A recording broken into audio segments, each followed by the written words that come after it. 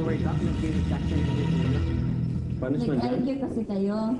Kung abala sa pagpapanggap sina Rick at Rob, si Melay, first time na nagbahagi sa iba ng kanyang totoong karanasan sa bahay nila. Alam niyo, papa ko, na. Pag lumating sa bahay ko late, Saan ka galing? saan ka galing?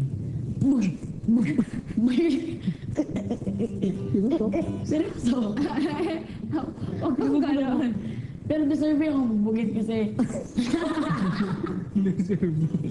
Umaga. Umaga na kasi ako umuwi. Umaga. Kaya. Katawan mo yan, binubugbog ka. Oo.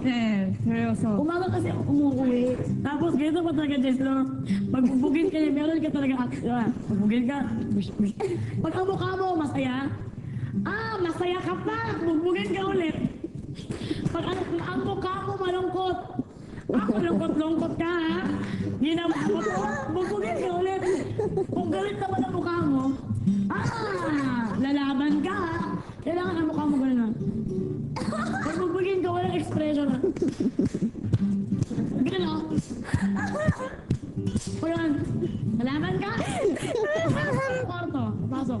Dahil kung hindi ka pasok sa kwarto, meron pang second na motion. Pero yung papa ko, mabait yung papa ko eh. Mapagmahal yun. Mahal na masuntok eh. Pagmahal kita, Inday.